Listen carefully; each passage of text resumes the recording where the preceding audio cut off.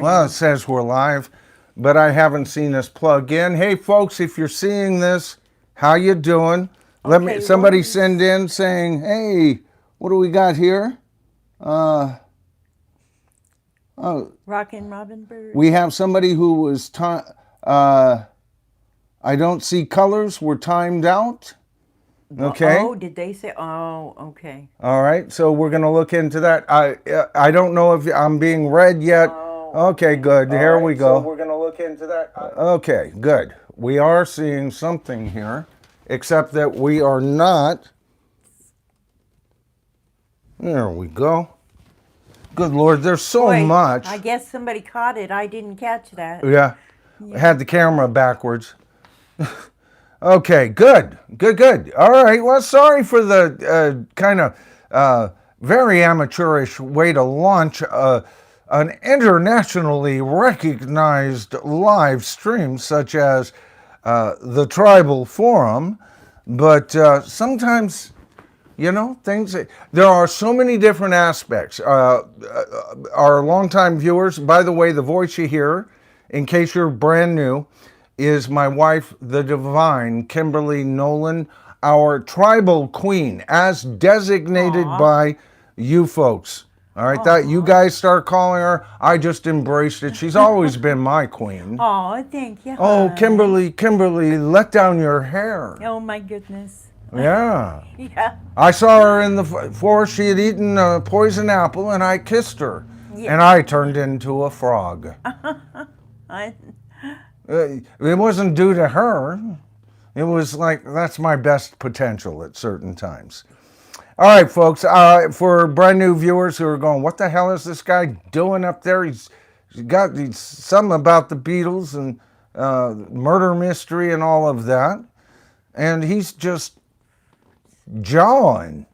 Mildred, he ain't saying anything really intelligent. I'm Michael Nolan. The channel's name is Michael Nolan, The Bottom Line, and when I stream, okay, it's called the Tribal Forum. Tonight is Tribal Forum number 93, okay? We've done this 93 times, or at least we will have done this 93 times by the time we're done tonight. That's a lot of streams. I mean, that blows me away. Okay, I started streaming January 18th. That was my very first stream. And here we are in December. So we've streamed every single month of this year, if you think about it along those terms. Of course, we're still a little over a month away from our 1-year anniversary for streaming. And a lot of you may not know why. The channel is going to be 4 years old as a rock channel on February 15th. Now, every year, I add things to the channel. You know, in 2022, I changed the channel. I was a tech-oriented channel. I did tutorials on how to edit videos and things like that, even though I was learning at the time. I know, the audacity of me. All those videos are still up. You go to my videos page, just click oldest first, and you'll see I haven't dropped anything from the channel. I like the channel to represent exactly what it is and where it came from. Now, when I was still doing the tech videos and stuff, very badly I might add, I did a special because all of a sudden, the Beatles were in the news. I've always been a Beatle fan from the time they landed in America, casually, and then when I got to be a teenager, intimately. Yes, I have been intimate with the Beatles. Not that way. Get your filthy mind out of the gutter there, Oh my Clem. goodness, hon. Oh, goodness. Royce I better just turn came my in. attention to a couple of these. Oh, but my anyway, I goodness. wanted to say thank you, brother. I was wondering if you were going to make this one. Thank you, Royce Royce. and I want to get up here to Rockin' Robin's before she disappears. Let me do this. Yeah, let's what get was I Rockin' talking about? Robin. Talking about the history of the channel, because all of this melts into it, folks. I'm in no hurry.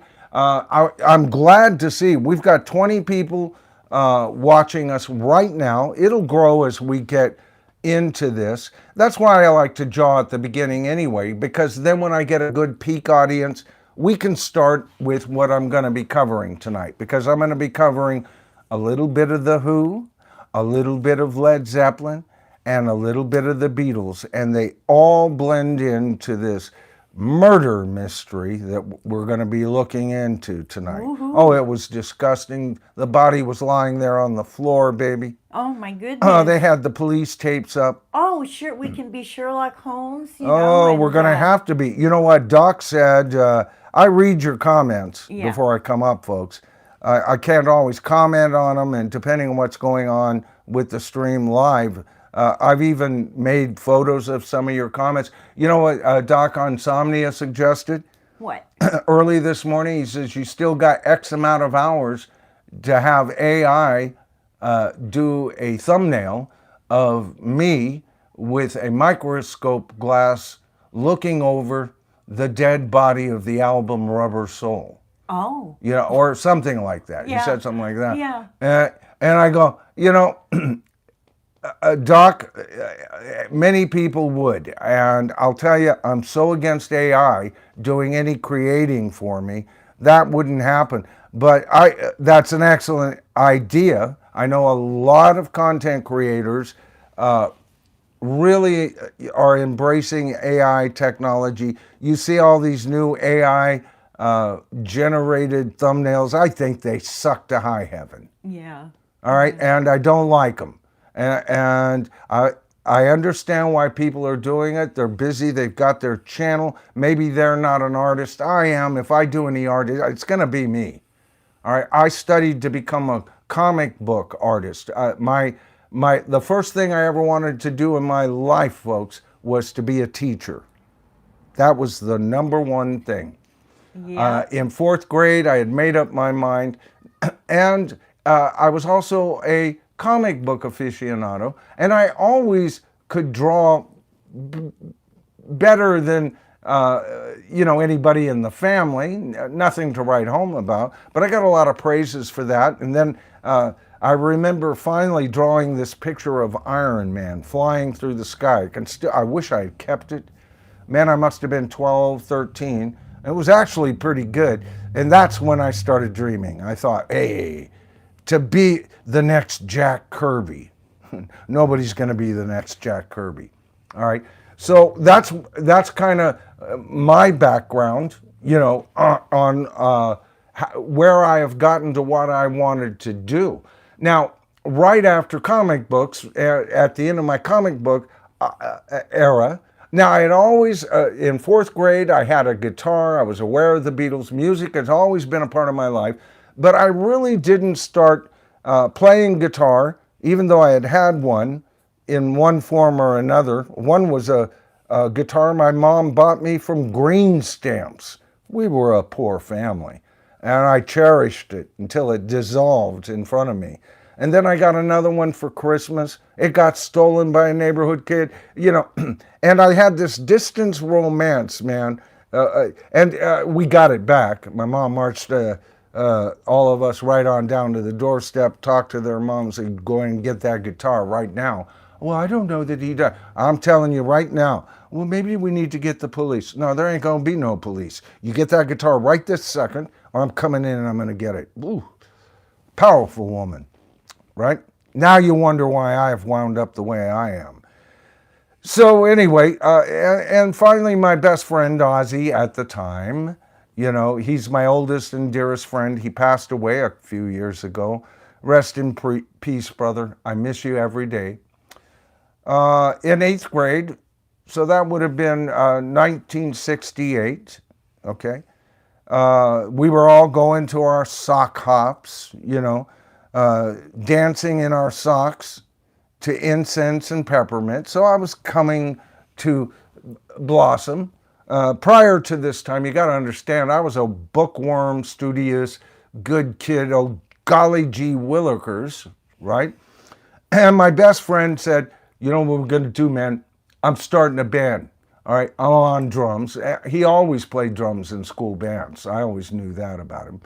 How we met was I was walking up to the school we met at in fourth grade, and he was tapping on the marble steps of Lincoln School, tap, tap, tap, tap, tap, tap. And I was walking up, brand new, first day, didn't know a soul in this town. We had just moved 65 miles distance from anybody I ever knew. And I was shy, believe it or not. I really was. I was a good kid at one point, Kimberly. Yeah. Yeah, I was. Yes, you were. Yeah. The kid most likely to become, I don't know, a teacher. A teacher, yeah. Yeah. Yeah, you're a great teacher. I know that. Mrs. Early, God rest her soul, my fourth grade teacher. She was the perfect teacher. Divining Dragon is one of our members out there. He's a teacher. My humblest respects for your job. And I know it's hard to give it up, Divining. Of course, his name is Christian. And when you're in love with doing something, he messaged me and said, but I've only been doing this for 40 years. Why should I quit? And I know that's a tough decision he's looking at right now. Part of what I do up here is inculcate my very first wish is to be a teacher. That's pretty much, I even told this, I was over on JCM's, and we've got all night. I'll keep doing this until I get covered everything, but I'm just letting people filter in, okay? But I was over on his live stream last night, I think. Yeah, it was last night. And we were talking about, our approaches. He's still got his foot into the music industry. I've pretty much retired from that. And due to familial situations and everything, otherwise I was performing live at every winery, coffee house, bar, institution known to man, right? Right up until nudging 2011, and then with hopes to restart it up to 2015, and our family situation changed, and that's when I was looking for something else to take up my time because I could not put my energies into that due to family obligations. All right, so that gets you up to where I am and how then I started the channel. It's a need for me to create, but once I made the step to a rock channel, well, I am a musician, I am a songwriter, I know a lot about a lot of bands and not quite enough about a lot of bands as well. But what I do know, I like to present in a way that intrigues you, supply you with, not everybody knows every moment of the Beatles' career or every moment of Led Zeppelin's career. I'm not sure the Beatles themselves do anymore, right? But there's a story that goes with the Beatles that cannot be warped, and it has been. All right? One of the things we just saw on this new anthology film, series, whatever it is them taking out key portions, even entire songs, adding stuff to update it, and this is going to tie into what we're talking about tonight. They're trying to update it, and they took out a lot of stuff from Neil Aspinall. I've heard other content creators go, well, he was in there. No, they're trying to tell a story. They're trying to market the Beatles to a new generation. Okay, so one of the things they took out was the famous condom story, where Pete Best, Paul McCartney, in a moment of boredom, in their small back room, broom closet-sized room that was provided for the Beatles, filled a condom with lighter fluid, nailed it or tied it to the wall, and set it on fire. And there was everything. There was an investigation. The fire department, the police were involved, eventually sending the remaining Beatles back to Liverpool before that incident, when George Harrison had been busted for not being of age and not having a work permit and not being a citizen. He had got sent back to Liverpool.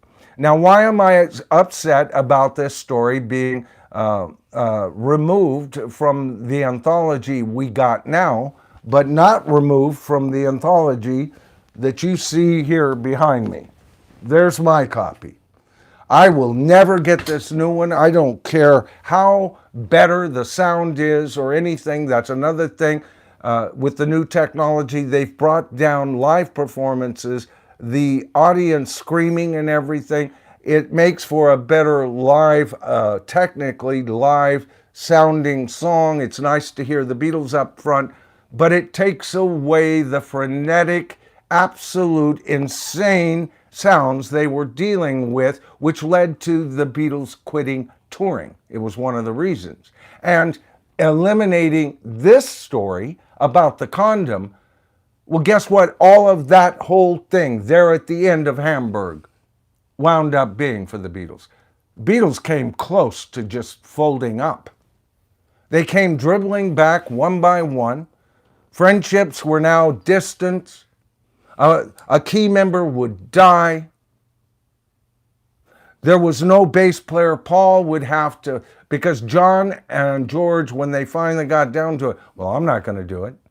John being the leader still, well, I'm not going to do it.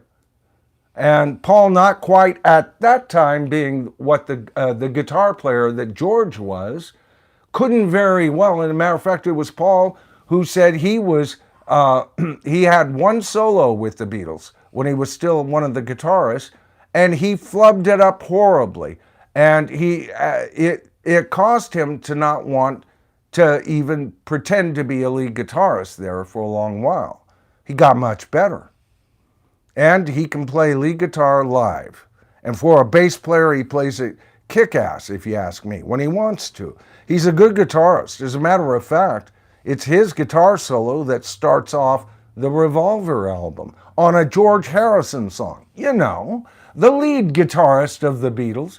And yet there it is. George couldn't nail it. Paul knew how to do it, used his epi, and played a certain... You see, he could play a forward solo in a way that once they reversed that and made it backwards, he could hear where the melody would go. And George was having trouble nailing what he wanted the backwards melody to sound like, and he kept hammering it. George was one of the hardest working musicians in the world, but sometimes needed time to perfect what he was playing, and often, especially with early Beatle releases, we got solos that sometimes from him could have been re-recorded if they had the time. But not still a great guitarist, and early Beatles sound, you got to understand, 63, 64, right into 65, things started changing probably around halfway through 65.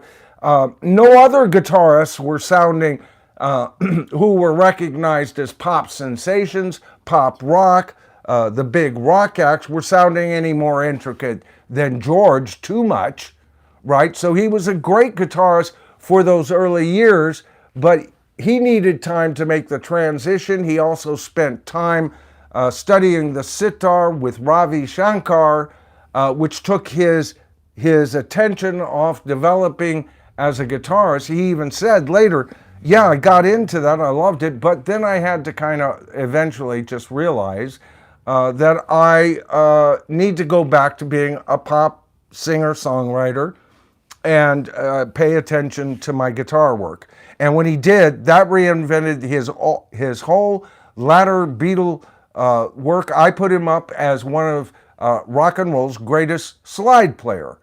Now, he's not as good as Duane Allman or probably another dozen that I could name off slide players. Blues great. He didn't do that. He didn't tune his guitar, say, to an E chord and then play the slide with the guitar already tuned to a chord, which is what a lot of slide guitarists will do.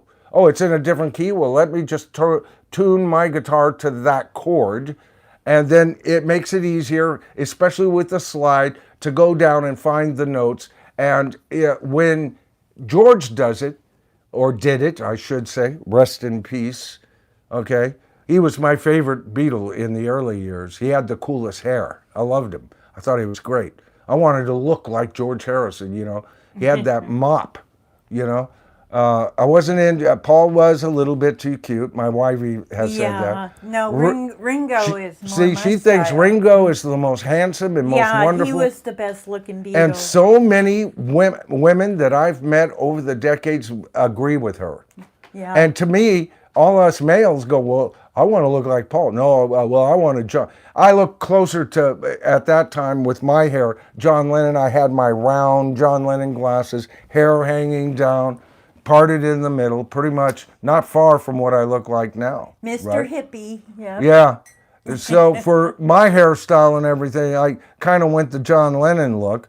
But John, you know, he had that Roman nose, that hook nose, And he thin had lips, that wonderful mustache. almost slanted eyes, you know. Yep. And I go, he's cool looking. As a just guy, I looked- thought he was cool looking. But I didn't think that he was like the guy that a lot of chicks were hot look on. like boys. What's that? The other guys look like boys compared to George looked like a man, masculine. Yeah. Well, you know, George had first of all, he was skinny as a toothpick. Yeah. Okay, the guy weighed 90 pounds and a strong wind, you know, could send him away from the fans faster. I think that's how he escaped a lot. Yeah. You know, they just anchored him to Ringo for ballast. Yeah. But he was skinny, right? And depending, you know, he had these ears that stuck out weird. Yeah. But that wasn't a problem because, you know, they were covered. Yep. And he had the coolest freaking hair.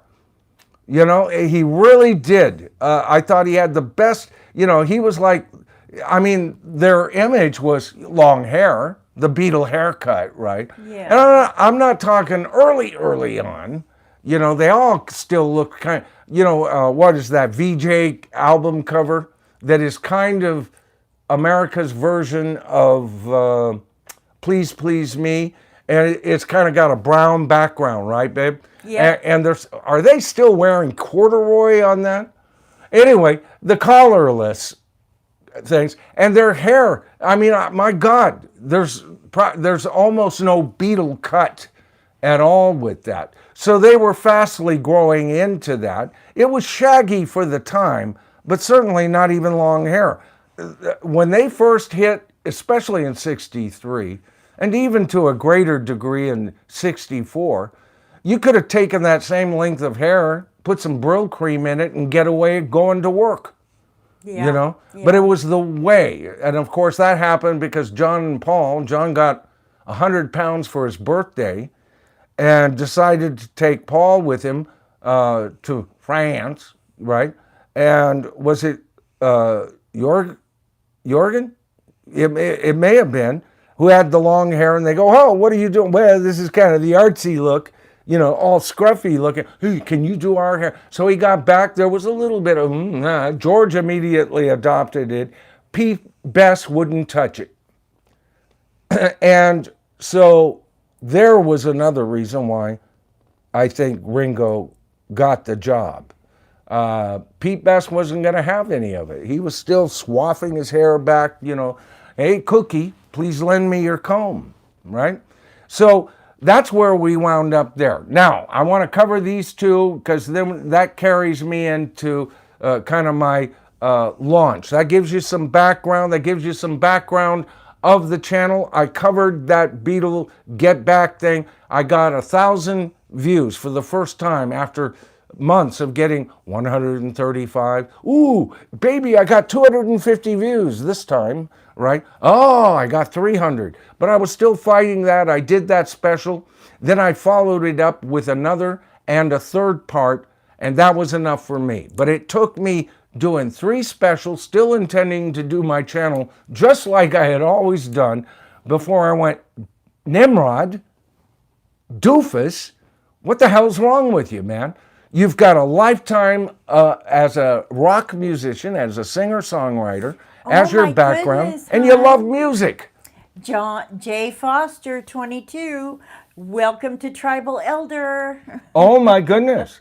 Gracious. Awesome. All right, let me, I'm going to get down to you. I'm going to cover these and then we're going to launch in. Channel business will take only but a tick tonight.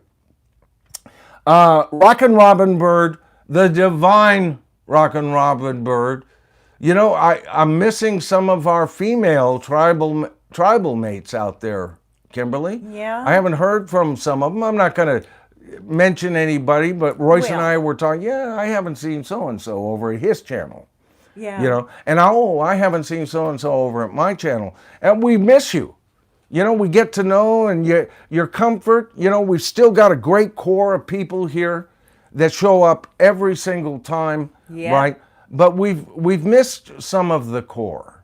And I don't want to say anything because it may be that they're in the middle of a health crisis or a family crisis, or they're battling depression, or their media that they view on broken, they can't be in, a trillion reasons why not to take it personally. But I love all of you so much. We've talked about that. That's a generalized love of humanity. And when you come here, and we call ourselves the tribe, right? We are a group of folks who come from all over this planet. We really do. Every country, every continent that I'm allowed into, we've got tribal members. And I love the fact that we are some of us are very liberal, some of us are very conservative, some of us are, a whole lot of us are somewhere in the middle with leanings left or leanings right politically. Some of us believe in God, some of us don't. Some of us believe in different gods. But we kind of leave that stuff at the doorstep as we enter into the tribal chambers of the forum. Because here it's all about, because here's the magic of rock and roll, folks. Here it's all about classic rock. And classic rocks draws people from all walks of life and or sections of planet Earth. I've even got subscribers from Mars, baby. Did you know that? Yeah, I do. I know. Well, it's my story now. I'm sticking to it. I know. I can't talk too much about it because, the government got a hold of me and said, another time for disclosure. Stay off that topic on your channel. No, I'd do anything to be able to claim extra subscribers. You know me. That's kind of my thing. But anyway, she gave us a $2 super thanks here. We call this swinging the deuce hammer. We got a couple. I've got 2 shout outs from my last stream that I'll be covering here. We got a very big shout out on one of them. And people they see those and they go, well, I could do $2, but he doesn't want to. We get enough people who do it. That way it's not an arm and a leg off you. It all goes into supporting the channel, maintaining equipment, giving you, I even buy resources that I use to provide you with better videos. So it all goes back into the channel. We appreciate that. But remember this, and Royce and I were both talking about, and I'm talking about Royce Eddings. I've mentioned him as Royce. And I'm going to read his super thanks here. He's from the Four Horsemen. He's about my best buddy on planet Earth right now, right? And we were up until what, 1:30 in the morning, Royce? Chit-chatting away. I looked at we send, recorded messages to each other. Mine clocked in at about an hour, Royce. Yours was a half hour. He's much more succinct, okay? But we talk about this stuff, and we want you to know my first aspect of this channel is to talk to you, the viewer. Whether you give me a thumbs up, I don't care if you do any of those other things that people do to support the channel. I have always shot my streams and my regular videos to be aimed at you, whoever you are. And I hope I make some sense. I got a tickle in my throat. That's good. So she did this. She said, love Love this rockin' tribe. You are all awesome. And we get that. Look at the chat in here. These people are getting along. Yeah. All right, I guess we had one person timed out. I will say this, and I'm going to get to Royce's here. See how I'm threading through channel business, and then I'll do 2 shout outs, and then we'll get right back to the Beatles and Led Zeppelin and The Who. I've got a whole bunch to talk about. So we've got about 31 yen. I think that's a good place where we can start stopping. He didn't write anything. Oh, $20. Royce, you angel of a man. Thank you so much, brother. The Four Horsemen.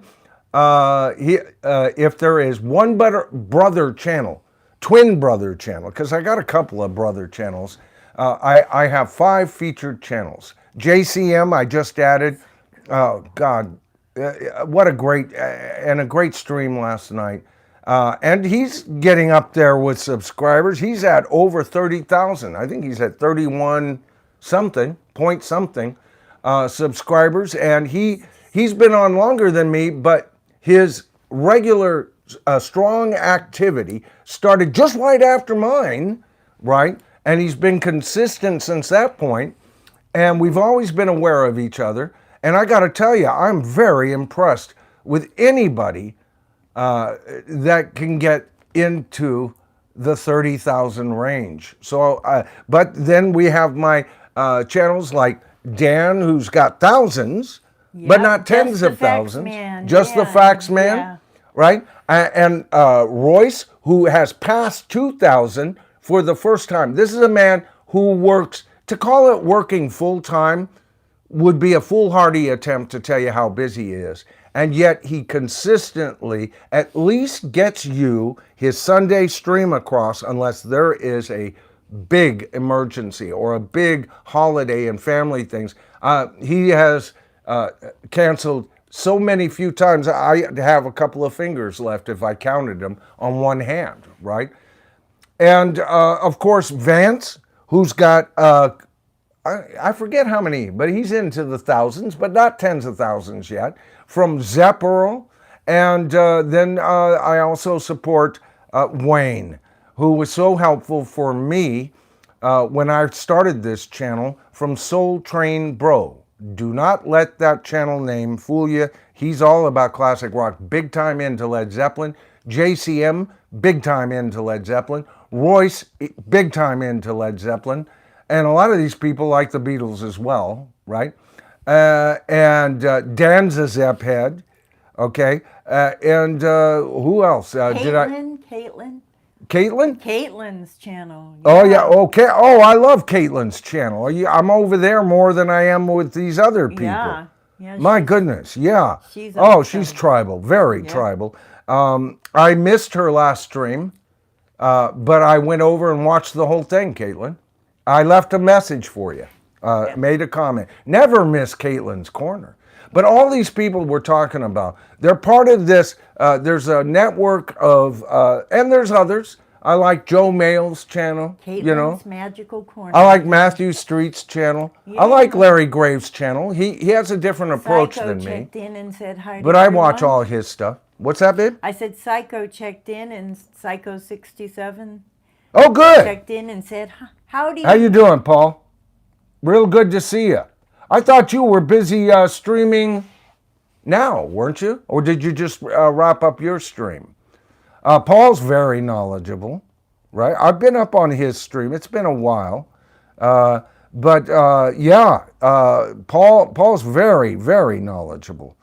And he's got quite an eclectic cast there, doesn't he, baby? Yes. So it's good to see you, Paul. Thanks for supporting the stream. I watch all your stuff.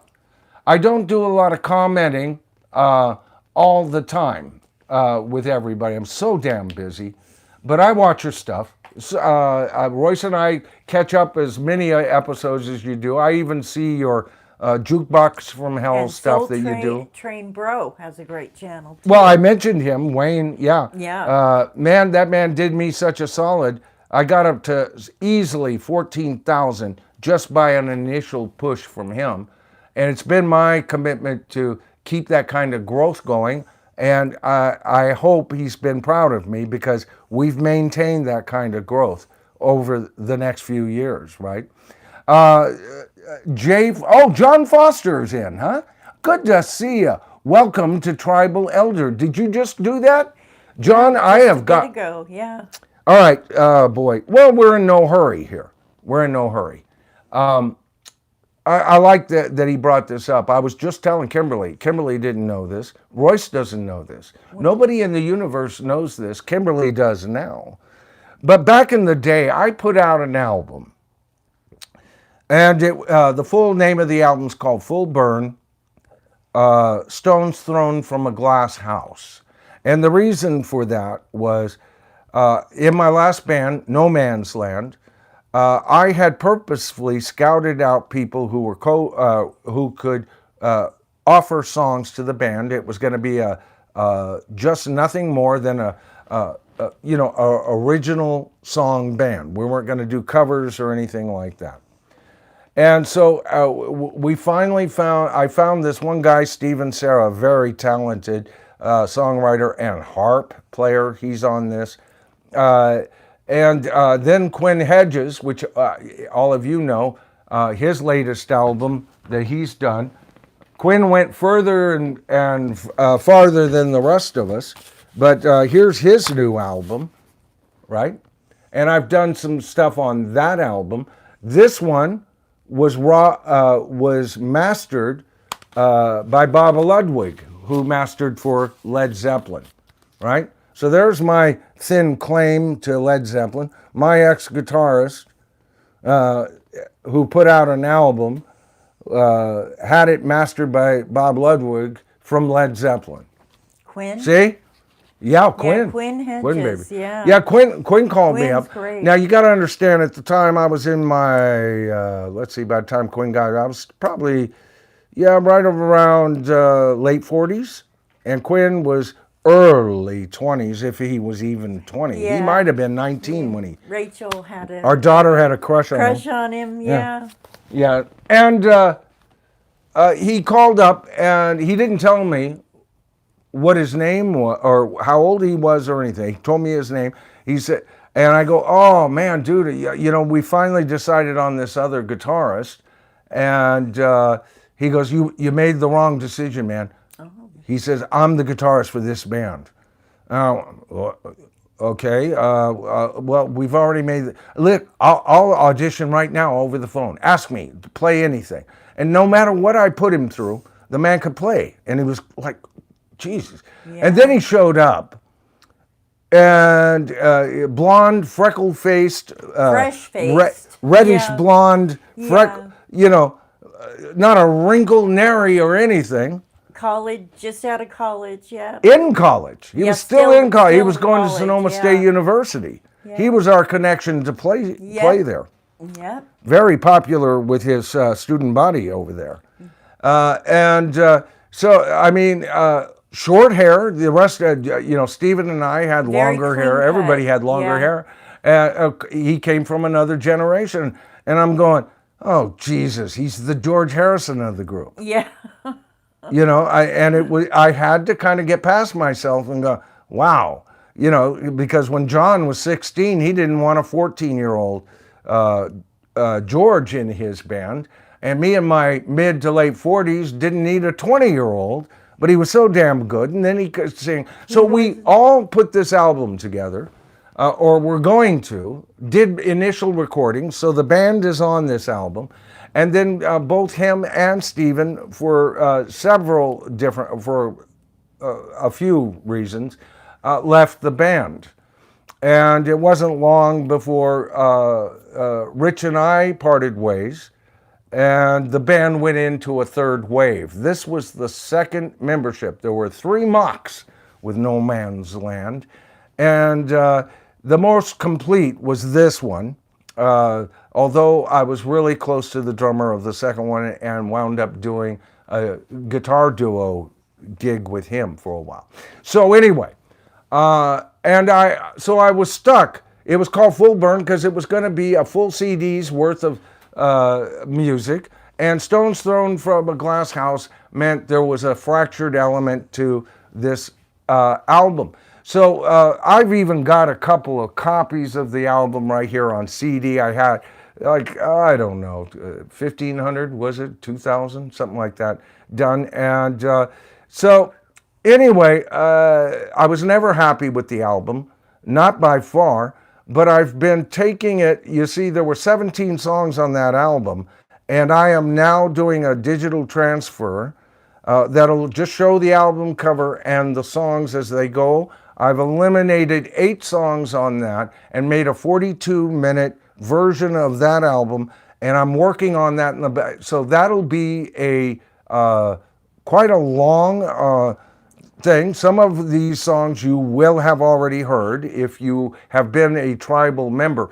but never in the order and under those circumstances. Now, what you'll get is a handful of songs by all 4 of us, a handful of songs that Rich and I had to finish up when the other 2 left. So you'll hear me on lead guitar instead of Quinn, and bass and vocals and backing vocals, which was not the idea of it. So there's a handful of those where there's 2 members of No Man's Land. And then there's a couple that were just demos that I did for the band to consider to develop for later on.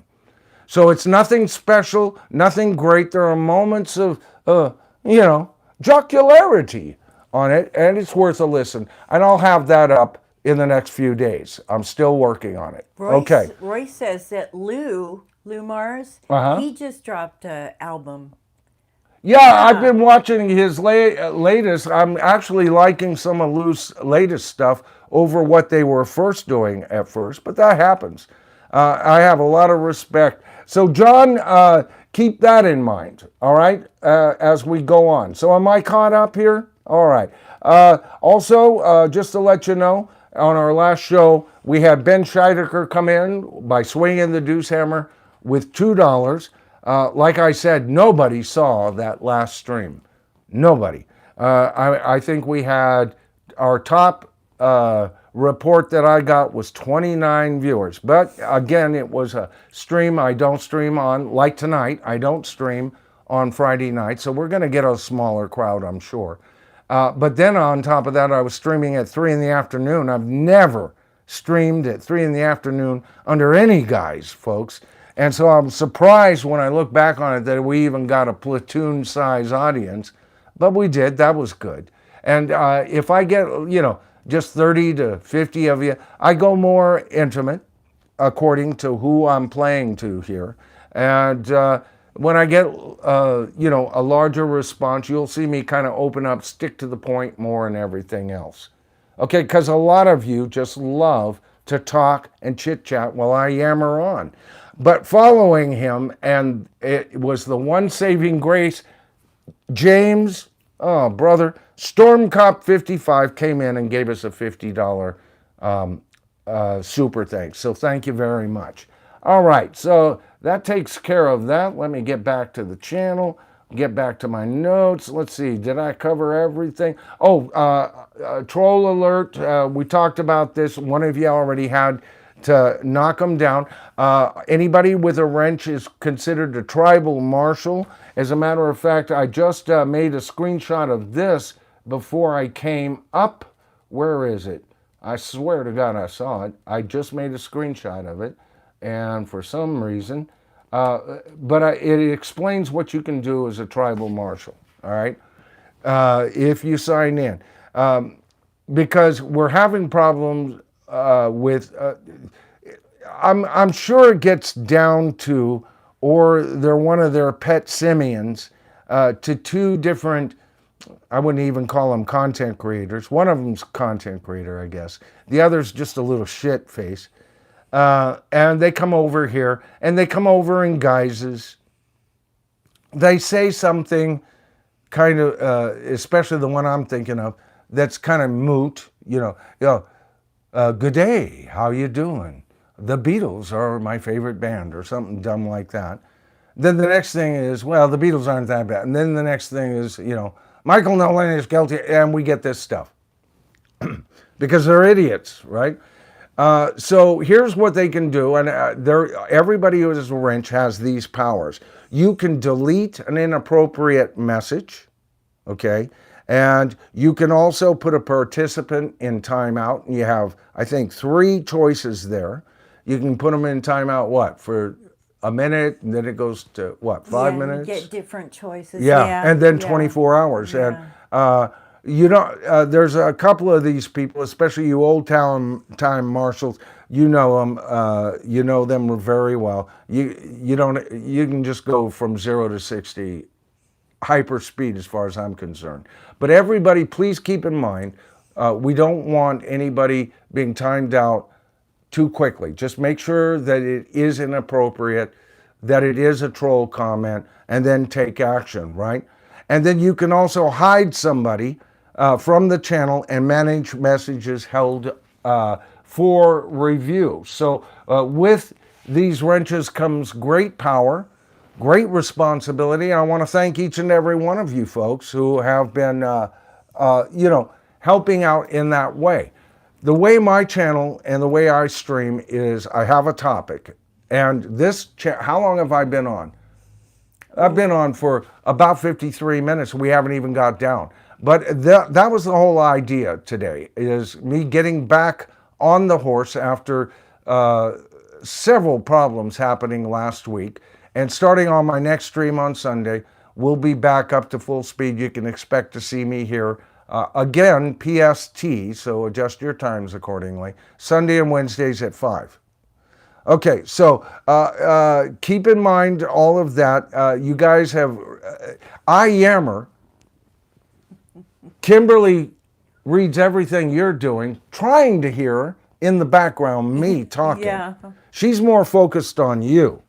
But she's gotten better and better at kind of listening to what I'm doing and focusing on what you guys are saying. So she's my tether, which frees me up to do a kind of a different kind of live stream than a lot of people do. I do it by the seat of my pants. I have notes of things I want to talk about. But other than that, I just kind of make it up in my head. I have an idea of what I want to say. And then I just kind of go from there on a theme.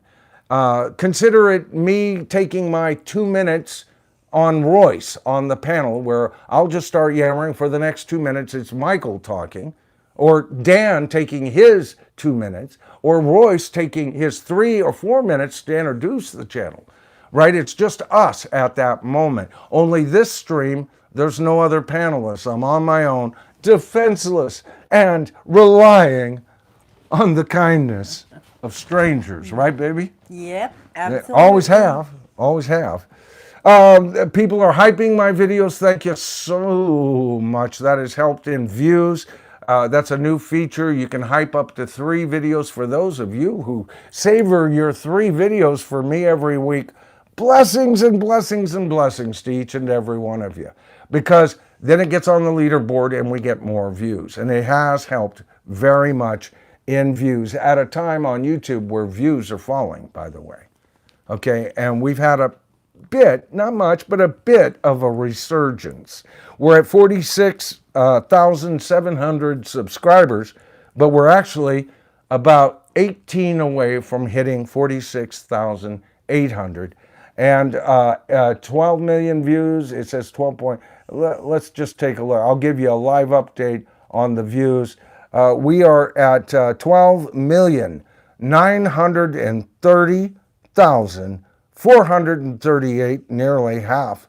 So we've got another 69,000 views before we hit 13 million. And it wasn't long ago when we hit 12 million. So thank you for your support along those lines. Merch, I've talked about it. This is a long intro, so I'm just going to say it real quick. We have 2 cups, okay? Both are official tribal mugs. It's a good way for you guys. As a matter of fact, on some of my things, I think I might have Kimberly start serving me coffee. I sometimes need it for the second half, and it'll be out of one of these 2. Okay, it's a good way to support the channel. I hope I put it in my title. I'll bet you I didn't. That's one thing that I often don't get done. Let's see if I was smart enough to do that. No, but I'll put it in right after. Okay, after I'm done streaming, I'll put a link, and all you have to do is double tap the title of the stream, and you'll see what I'm talking about there. It's a good way to support the channel financially and get something back physically. All right, folks. Always try to supply you with your money's worth, whether you drop a dime or not. I want you to feel like you got value.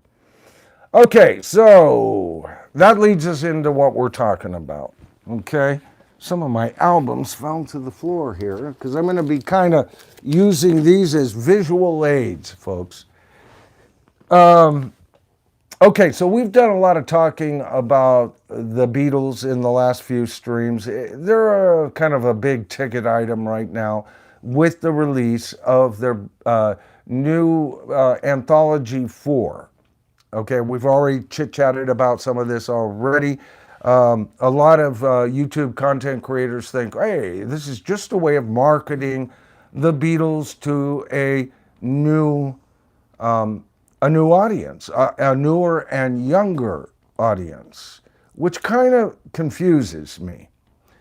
When you're talking about, see, I understood it.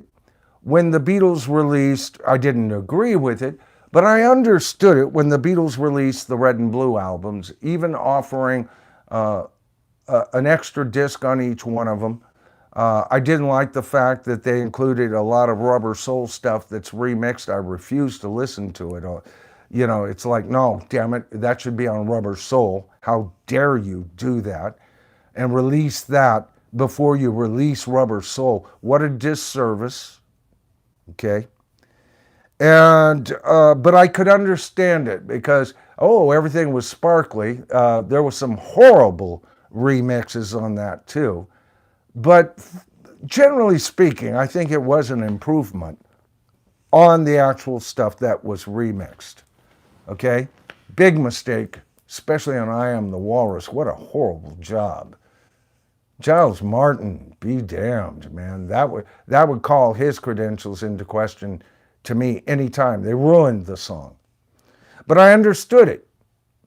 Boy, you buy this. Look at how many tons of the really great Beatles songs from their album. And for casual fans who don't want to hear what goes on, or maybe that's on there, I don't know. Or they don't want to hear... I don't know, only a Northern song, but they'd love to get Hey Bulldog. You know, this kind of thing. And this is tried and true, no doubt, about in regard to it being a good tactic for a record company to explore. All right, I didn't agree with it, but I at least understood it. And at the time... the following year, we were, well, for sure now we'll get Rubber Soul.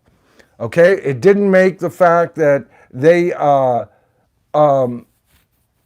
it did make the fact that they released it over other Beatle content any better, but it made at least a financial sense to me.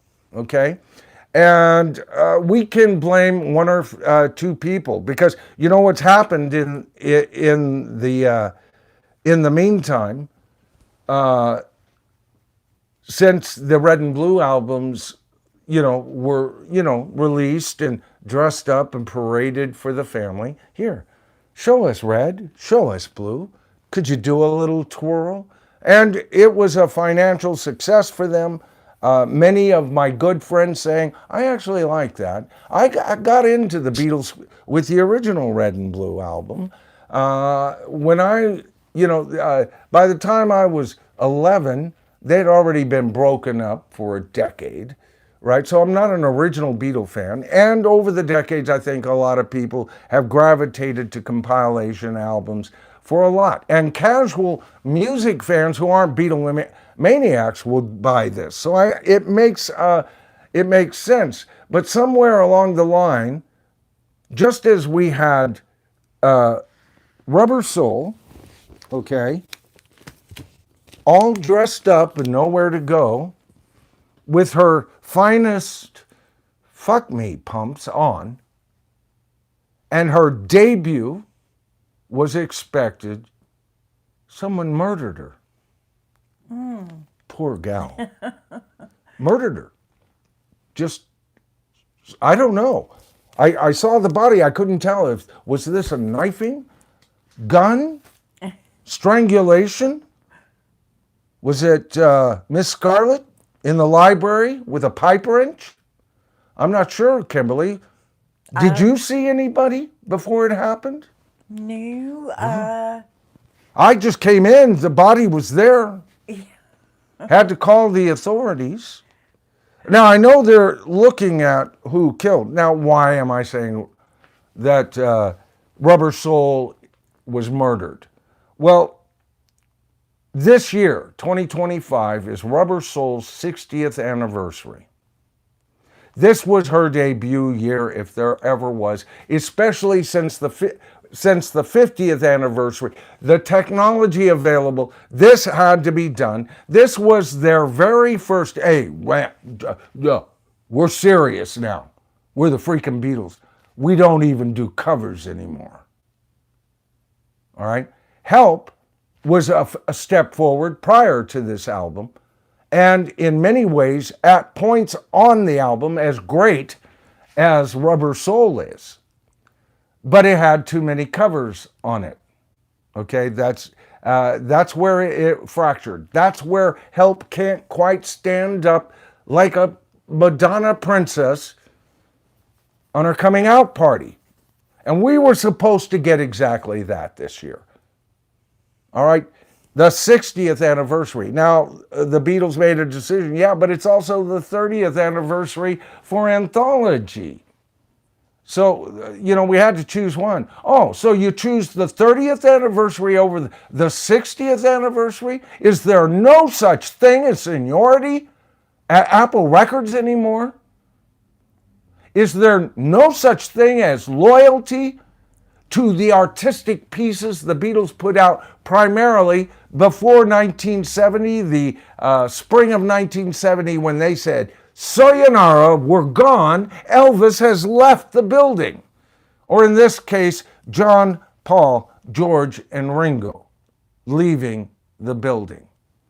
Those are their cornerstones.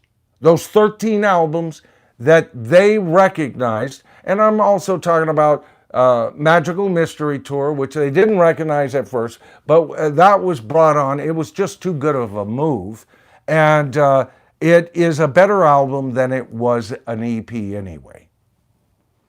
13 albums. There's their gold. Everything else is a compilation or outtakes, or a compilation of outtakes from already existing boxes. That's what they offered us instead. And ignoring the fact that 2/3 of the so-called anthology project didn't come out until 1996, which would have made 2026 their 30th anniversary. Why would they do this? Well, like I said, the authorities are looking into this, and I'm Chief Inspector Tridemaster, okay? Well, Dr. Insomnia says, so was Mike Love responsible for the Rubber Soul Oh, I love his attitude. He's got the motive. Rubber Soul was the beginning of Brian Wilson's madness. I like that. Yeah. Well, you know what? It's interesting.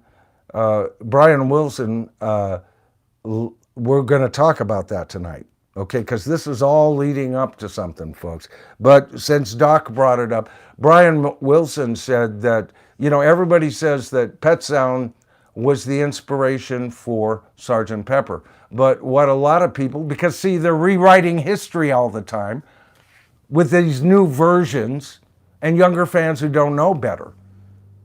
A lot of fans don't realize that Pet Sounds was inspired by Rubber Soul. That Brian Epstein thinks Rubber Soul's the best thing on since sliced cheese. He loved it. Yeah. So Pet Sounds wouldn't have happened, people, if the Beatles hadn't done Rubber Soul. That doesn't take away Brian Wilson's genius or anything like that. Everybody's inspired. The Beatles were inspired for some reason by Elvis Presley. Usually because of his early Sun recordings. I don't think they cared for where he went any more than I did after those initial Sun recordings. To me, as being the king of rock, he's a bit of a flash in the pan, spending the vast majority of his career as a high-powered lounge singer. You know, there was rock and roll to his band and everything, but you could, I mean, trumpets and everything. Oh man, you know, the big, I mean, it was Frank Sinatra on steroids. And he became, you know, Las Vegas king and refused to leave Las Vegas. So I don't see himself quite like most of you do, you know. His early stuff was great, didn't care for his movies. He did 2 or 3, maybe 4 movies that he actually showed he could act, but very few people needed him to do that. And they just rehashed the same old boy from out of town meets girl, or girl from out of town meets boy. They modify it, you know. Wrong side of the tracks. Some nefarious person wants the girl as well. There's usually an older person that has the land or the carnival or their act have to be saved. I mean, it's the same movie, only with a different title and a different location. Okay, so, and I watched them all, you know, when I was a kid. But, you know, if they had Leaving Las Vegas and another channel had Mysterious Island from 1960, you know, Elvis didn't get watched that night. You know, some old black and white film, or, well, no, Mysterious Island was in color, but some old, you know, Jules Verne-based movie was more important to me. But the Beatles, their input is absolutely undeniable. Their last super move, and this is where we're going to be talking about, who's responsible for this? Think about the timing. All right.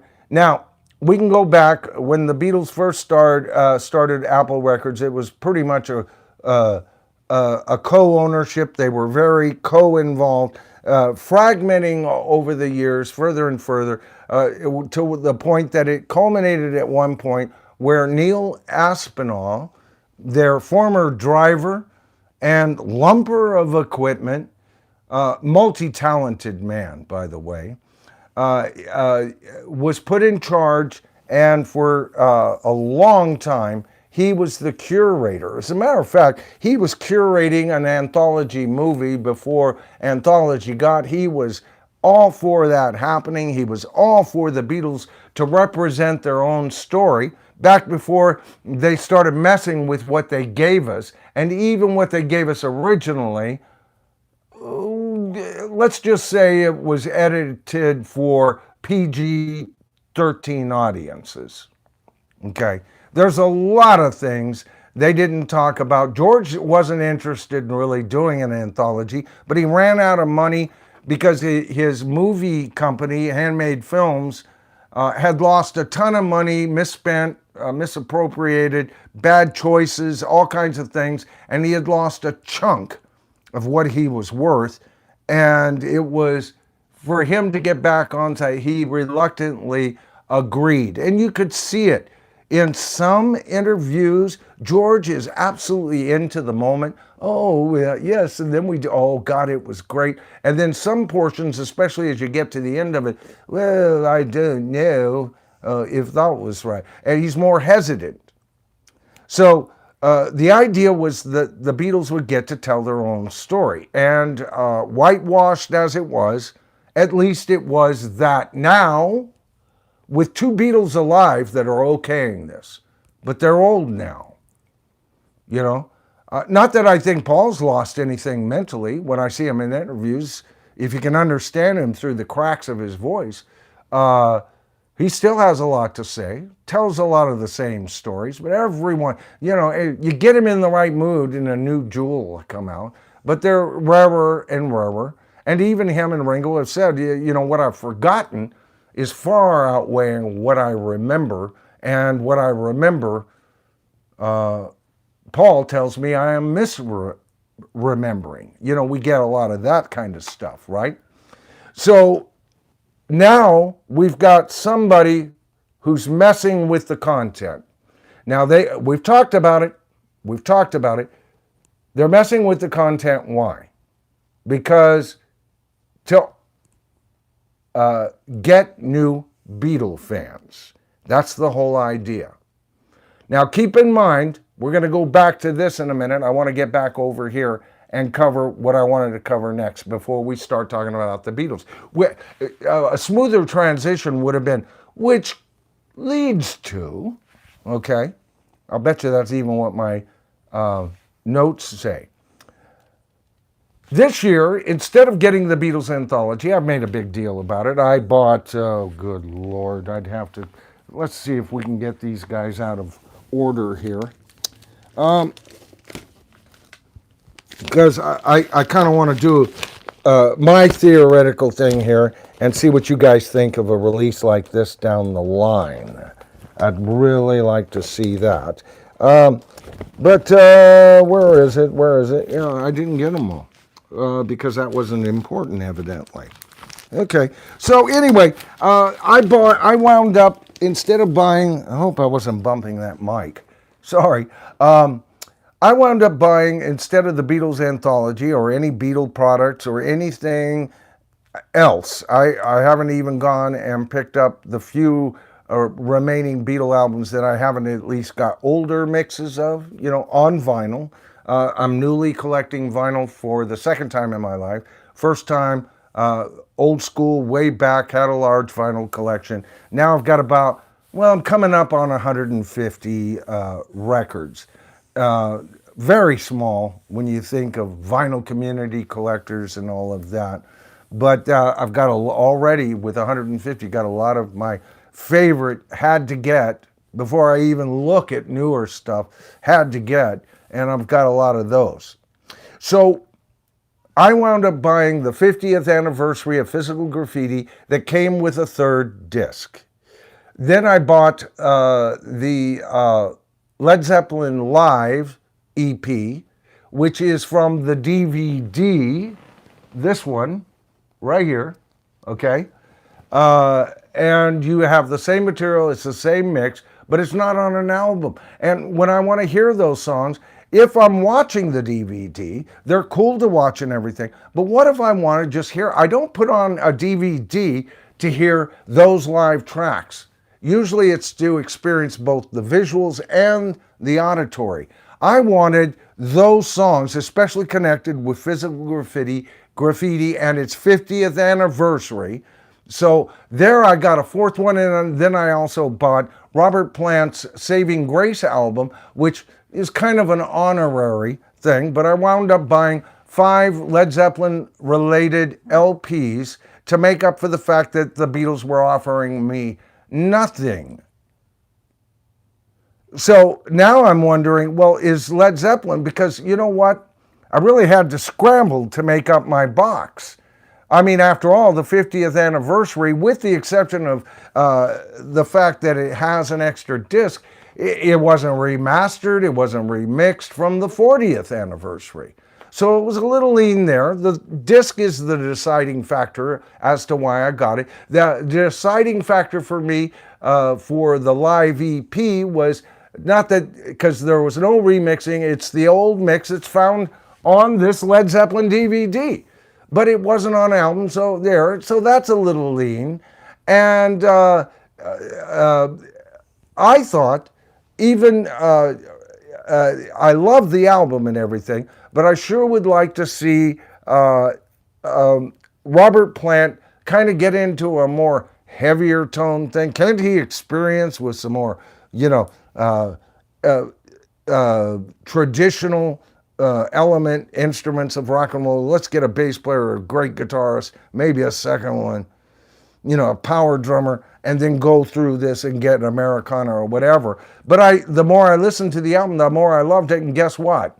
It is my album of the year, beating Jethro Tull. I went through this in my last stream. We talked about all the albums of the year. That's why I was surprised nobody came and watched it secondhand, because this was based on an article that ranked the greatest rock albums for 2025, and a lot of old timers made the list. And they agreed with me that Robert Plant's Saving Grace is the album of the year. UCR, Ultimate Classic Rock, gave it that thing.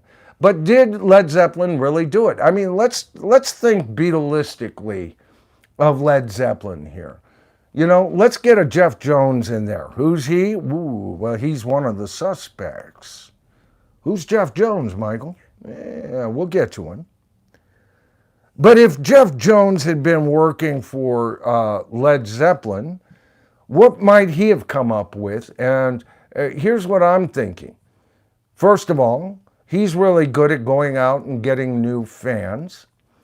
He's the one that made decisions to have the original albums in 2009 remastered. He was part of the Beatle Game that was out, Rock Band Beatle Game that was up during that time. He was there for one being released. He was there for a whole lot of stuff that's come out since 2007. Because that's when he took over as CEO for Apple Records from Neil Aspinall. Neil Aspinall, a man who would do tons of research to get things available for future products. Now we had a guy who could take the old product and monkey with it. All right? So the remastered albums, although better, were still based on old mixes. And in some cases, a remixing, even with the limited equipment, would have been better. And I'm at the point, over those mixes, I'm at the point, I'd just rather have a mono version of that, of the album. There's just too much freaking lopsidedness. A whole band over here and John singing here, that type of thing. But it was an improvement over what had been offered at that time on digital. Okay, so he did do that. It was I love the one album. I think that needed to be out there. He made Past Masters, which used to be a black album and a white album with the same lettering, into a double album, and then he also canonized that. Okay, I think the remixing of Let It Be may have been before his time. What year did Let It Be Naked come out? Somebody type that in, because then I can tell you. This guy's been around here since 2007. So let's take a look at what Led Zeppelin could do, because I don't think sales, except for Robert's album, has been very high at all over those hardcore Led Zeppelin fans, such as myself, who'll buy anything from them. Okay, so I had a dream. I had a dream last night, baby. Yeah? I dreamed that I had met Jeff Jones, and him and I concocted a way for Led Zeppelin, a special box set, all right? Yeah. A special box set aimed at brand new, younger fans. Yeah. Now, when you think of your average 16-year-old that hears Led Zeppelin for the first time, do you think they were turned on more by a gallows pole or a whole lot of love? I'd say a whole lot of love. A whole lot of love. Yeah. Of course. Or would they be turned on by the grunge or immigrant song? Immigrant song. Right. Yeah. So, I had to start thinking like Jeff Jones. I had to start thinking Beatlistically to put this proposed box set together. So if I were to do that, if it was my decision, all of a sudden, what are we going to do to put Led Zeppelin back on the map that they deserve to be on and make the band tons of money? I would do a box set that would create a mood that covers predominantly one side of Led Zeppelin, yet supplying you still with tons of the other side of Led Zeppelin. So what is Led Zeppelin known for more? Do you think they're more known for going to California or good times, bad times? To the average concert goer, right? Young 16-year-old, 20-year-old, 25 to 30-year-old concert goer. You know, if they had to choose between the two, they love going to California, but obviously the latter was a bigger hit and more instantly recognizable, Yeah. right? And so there are key aspects. So I think in order to, and to also honor Led Zeppelin, since they were so good at covering other aspects on all of their albums, that you would have a box set saying Led Zeppelin, the rock and roll albums, okay? And that proposed set would include a remastered stereo and mono version of Led Zeppelin 1, okay? Woo-hoo. With all this new technology out there. Of course, you'd have to follow that up with Led Zeppelin 2. Now, do you see what I'm talking about? Even these albums have lighter moments. We're going to stay away from albums that have more lighter moments or more orchestrational moments than they do down and gritty Led Zeppelin. We're aiming at a new audience here, folks. I'm only doing what the Beatles are doing. So, what do you guys think? Am I being ludicrous? I know I'm being ludicrous. I don't even agree with me doing this, right? I say art first, get those albums, let's remix these things. But since the Beatles brought it up, that would also include what would kind of slide in as, I've said this before, presence. This slides in almost as what we would have expected Led Zeppelin 3 to be. Notice we jumped from, actually this is one ahead, because I'm also going to include Zoso. Untitled. Led Zeppelin 4. Okay, so this would be the next one, and then fit in right after that, we'd put in Presence, because it's more like 1 and 2 than 3 is, right? And we're going to take 3 out of this box set because, you know what, that'll confuse this new level of fans. And besides, like the Red and Blue Beatle albums, they'll hear this box set and they'll go and get Led Zeppelin 3, right? And then that would lead us to this album, right? And this box set would include that third disc, and it would also, I did have this, the new EP album, only remixed and remastered to offer us something a little bit different, right?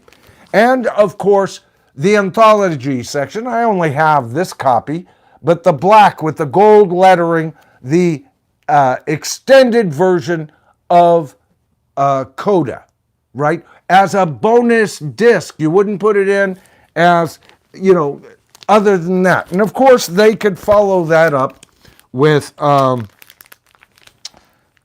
whatever bootleg material that they might have that's been put out there. This is from the West, Fillmore West performance. And this one, is this the Fillmore? Which is the Fillmore? This is the Fillmore right here. Ooh, it even came in colored vinyl. Noisy record, okay? But essential listening. And this is from Dallas, March 4th, 1975. But put in your favorite. Maybe, if Zepp is out there, or if Zepp watches this later, let us know.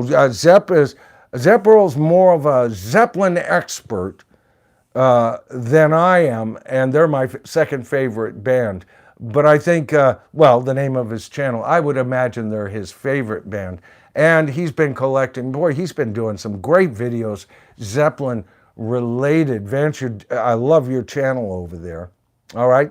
So the set would include Led Zeppelin 1, Led Zeppelin 2, Presence, Led Zeppelin 4, Zoso, Four Symbols, or whatever in the hell you want to call that album, Physical Graffiti, the Coda Deluxe version, right? All of this redone, as well as maybe peppering in a few. This would sell like freaking hotcakes. And it wouldn't hurt the albums that would come out next year as a smaller box set, the more orchestrational moments of Led Zeppelin. All right, if we're going to do this, folks, why aren't we doing this? If we're going to be the kind of fans that will buy anything from a band, we'll have it shoved down our throats. I mean, that entire box set, the anthology box set or album, it would be a box set, I guess, if you got all of these albums. I don't know. But the anthology album, when you get down to it, you've got one or two things that have been taken from something that I could see why they'd put it there, maybe 3 to the 13. I'll give them, they've got 15 tracks on this album, and you've got 22 tracks that absolutely don't belong on it. It's stealing, it's robbing, it's cheating, it's nasty. Why are you chuckling, Kimberly? Oh, because Dr. Insomnia said, problem is, Jimmy Page got to get out of bed to do it. Yeah. What up with Jimmy? I hear you. Tiger, it's good to see you. Tiger Rogers has been with me a ton of time. You know? Yeah. Vivek is in. Oh, that's good. Yes. Gear Jam. Look at you guys. Zuma. Been doing a lot of chatting with Zuma on and off for the last couple of weeks here. Who else is here? My goodness. Of course, we've got the usual, Zuma Doc Van, Insomnia. Nestor, Danilo, Tamayo. Yeah. Yep. So cool. Look and at this. Corporal Cornea. Yeah. Cornelius. Zuma has been very active in the comments. Oh, yeah. Tiger, you know what? Tiger and I go back at least 3 years. So very early into the channel's history, I always appreciate his comments.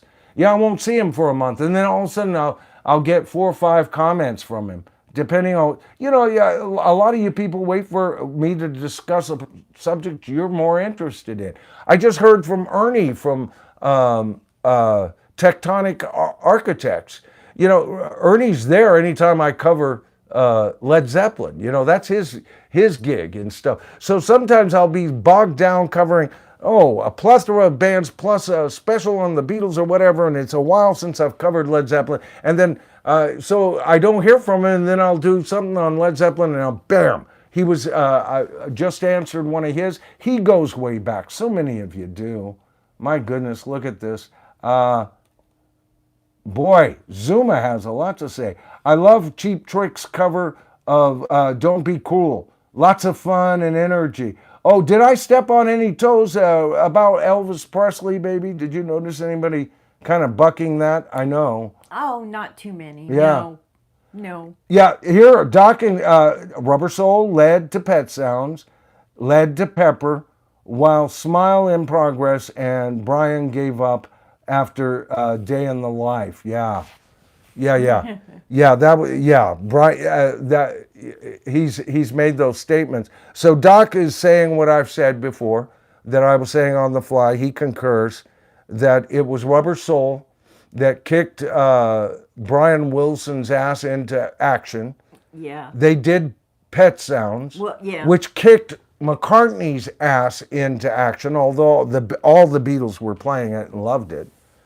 And especially when it came to recording aspects of Sgt. Pepper, like, and it did wind up on the album, but it was intended, Penny Lane, that very staccato and clean sound, all of that, he wanted to do it. He didn't even use a metronome, not Ringo ticking in time. He layered the keyboards after keyboards. Pretty soon, so many keyboards that some of the keyboards got so low in the mix you can't even hear them.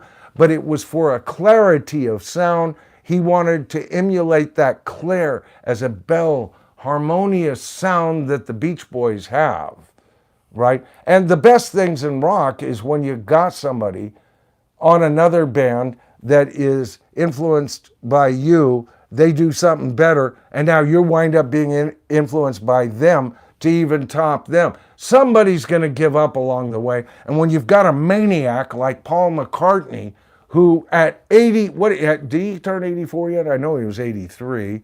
He's always 13 years older than me, 83. He must still be 83, right? Yeah. How did you know that, Michael? I'm such a McCartney fan. I know how many years older he is than me, right? He's 13 years older than me.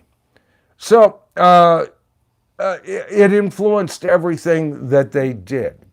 All right, so I talked about it wouldn't include Led Zeppelin 3, it wouldn't include Houses of the Holy, or in Through the Outdoor, although those 3 albums packaged together could make some more cash for them. All right? It's a box set that sets the mood, right? And if you think about it, if you bought this LP, I'm reading my notes right now because I kind of got off track, you would get up to 8 individual LPs, and that's without the any bootlegs added. 2 of these albums would be double albums.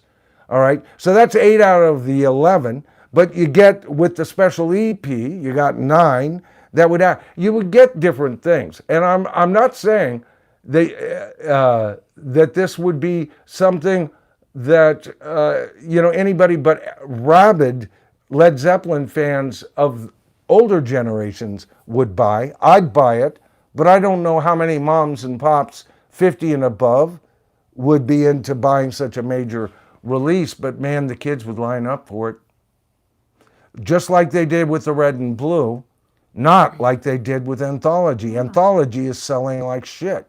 And I'm not so sure a lot of people are watching on Disney. I just watched a stream this morning, where a really big Beatles fan was talking about what he saw on it. And he said, oh, I didn't see that part because I must have been out getting a cup of coffee or whatever, right? And I understand that. I'm guilty. I watched the same thing. I left the room a couple of times. I keep it on in the ears, and so I'm not sure. A lot of people aren't understanding exactly what's been taken out of this. Entire songs have been taken out of this. Any controversy has been taken out of this because why? It's Disney. That's why. I'm not sure Disney, at first it seemed like a natural, Land of Wonder, Band of Wonder. Let's do that. What a nice fix. But then Disney was taken over by the dreaded liberal pirates of the Caribbean. Yeah. Right? Well, Dr. Insomnia says the problem is the Beach Boys, Brian did all the heavy lifting, producer, arranger, writer, and with the Beatles, the responsibility was shared. Yeah. And we can see that, look how Elvis wound up dying, the shape he was in at the end. Look at, although he didn't die young, Brian Wilson just died this year. Yeah. He was 80-something. Yeah, I know. Sad. A big loss, big loss. Talk about one of rock's truly biggest superstars. Yeah. Brian Wilson rises, and I agree with you, Doc, rises to the top above the next most talented Beach Boy, which out of the 5 original, I guess I got to begrudgingly give it to Mike Love. He was their lyricist often, right? And for what they were in those early years, he was fine. I was a Mike Love fan until he started opening his mouth after India and the Maharishna. Yeah. Yeah. Oh, Michael Love, what have you done? You've made a fool of everyone. You've claimed to write this song and that one. Oh God, what I don't like him. He's There's a lot of reasons not to like him. We're not going to go too deep into the Beach Boys, but he's not a good guy. He's not a good guy. He's a mealy-mouthed son of a bitch and anything. I wouldn't go see him live. First of all, that ain't the Beach Boys. Yeah. They haven't been the Beach Boys in so long. And then they've had different versions of the Beach Boys and everything. And yet, despite all the shenanigans, I somehow wound up loving the song Kokomo. Oh, I know, love that don't one. shoot Yeah, me, folks. Yeah. I love that song, Yep, me too. you know. And I love Full House, you know. Yep. And who didn't like, that uncle? Yeah. What was his name? Uncle what? I forget. The Olsen twins. What? It was Full House, right? Isn't that the Uncle show? Jesse. Uncle Jesse. Yeah. See? Yep. Yeah. And I liked it when he was because I knew he was a musician. I thought, hey, move forward. Yeah. I was hoping that, Brian would get involved and that we could have an extended last chapter. It never quite happened that way. A lot of almost. Almost happened. Ooh, this can. And Mike Love Oh. happened. Dr. Insomnia says they were originally called the Pendletons. Ah, yeah, I do. See, I saw the big documentary on them. That sounds familiar. That wouldn't have come to my head. The Pendletons? The Pendletons, yeah. Yeah. Doc says they were supposed to be, a record company dude changed it to Beach Boys because he thought it was more commercial, Yeah. Yeah. Oh, I see Frank of Interesting. Donna the Frank is in. It's good to see you. He missed our last stream, but connected Yep. with me right after, watched the replay. Yeah, Donna the Frank said he didn't get a notification for the I know, he stream. told me that. Yeah. Yeah. And I told him, did I pen that comment? I probably should have, because it had to do with business. Yeah. And that goes back to what we've been fighting, and I didn't want to mention it. A lot of people are complaining they're not getting notified. If you're not actually getting unsubscribed, which we're still experiencing massive amounts of that, but if you're still experiencing or you're not being unsubscribed, a lot of you are having your notifications turned off, and you are quite sure you haven't done that. Some of you even writing me up to 3 or 4 times going, I've corrected it and they did it again. I've corrected it and they did it again. Yep. It just keeps happening. Yeah. And that's why I say to each and every one of you who watch my shows, be sure to get that. Now, your notification bell is engaged and that you're connected to the tribe by, subscribing. When you do those 2 things, you should get notified. That's why I try to be as consistent as possible. That's why my last 2 streams, including tonight, are aberrant streams. This is not the what night. This is the wrong night, right time, and Tuesdays was the wrong night, wrong time. Okay? Yeah. But I had to make up with some of the shenanigans that happened last Sunday, and it's taken me all week to catch up. Starting Sunday, just know this. I stream on Sundays and Wednesdays at 5 p.m. here in California. That's Pacific Standard Time.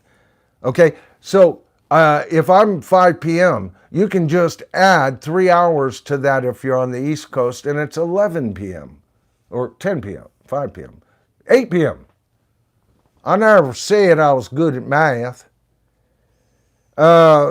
But yeah, so anyway, your time's accordingly. I think England's 8 hours ahead of us. If you're one of our English tribe members out there, all right, you just add 8 hours. I don't get a lot of you at that time in the morning, a few night owls over there, right? And I just saw Brendan Oberheim, Brandon 1351. Yeah. Saying that, hey, it's Saturday afternoon here. Yeah. Yeah. Are you off work? I hope so, Brandon. But Brandon often watches us from work. He's busy working, while people here on the West Coast are quite often driving home from work. Yep. They drive, they work till 4 or 5, 6 p.m. Some of you folks listen to me on your way home. It's just you just listen to the audio portion and you don't even put that up in your car on the way home. Some of you are listening to me right now on your way to work. Yeah. It's amazing. Then we get folks who go, no, man, it's a sit-down affair for me, Michael. I think it's Christian who did this. I scooch up to my puppy. Yeah. Kind of, cuddle on the couch and turn you on the big screen. Yeah. Can you imagine this mug on a big screen TV? One of my nightmares is that Christian is watching me on a 72-inch. Oh my God. Who could handle that? You know, it's not like I'm Linda Murphy and I'm cute and cuddly and all of that. I'm an overgrown teddy bear sometimes, but that's about it. I think Kimberly isn't even listening to me right now. She must be No, it was responding, huh? Tiger Rogers says, we come first in Australia. Yeah. Yeah. Oh, and so many of you.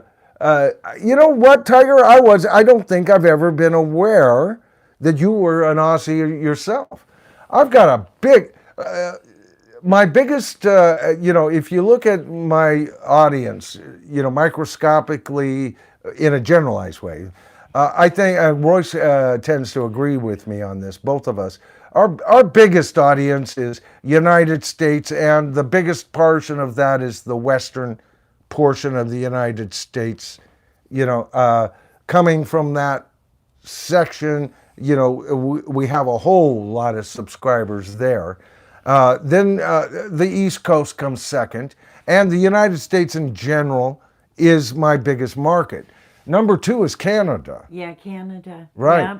And at one point, Canada. England was my number 3. But in the last 8 or 9 months, Australia. I'm picking up tons of Australian and New Zealand tribal members.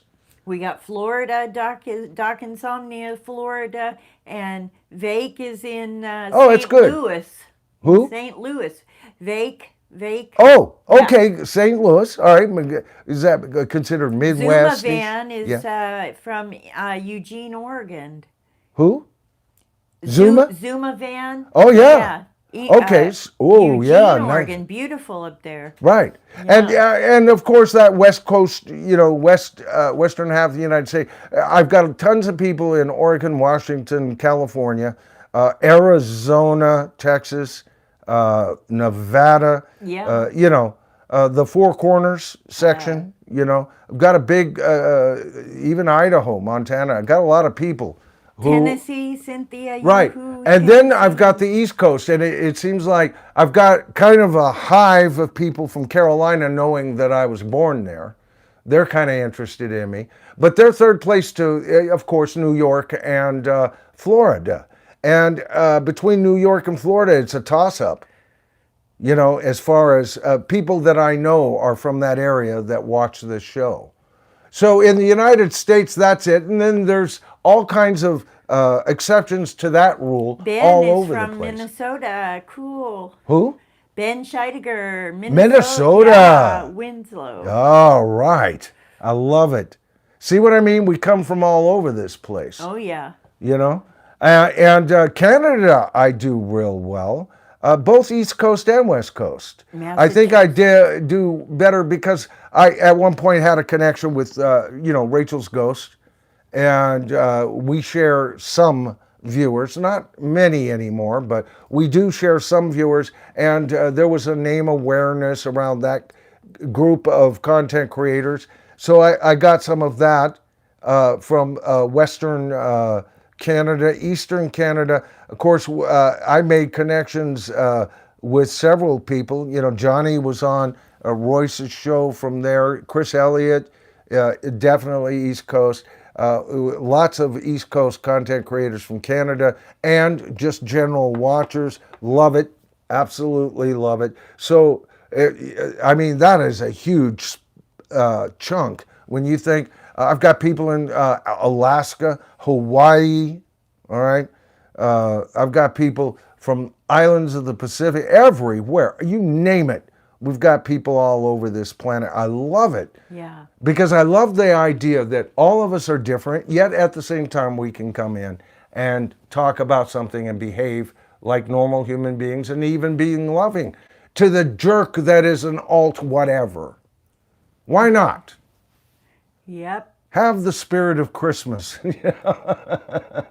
That's what I've always said. Okay, so now that gets us down to this Jeff Jones. All right. There's the corpse, folks.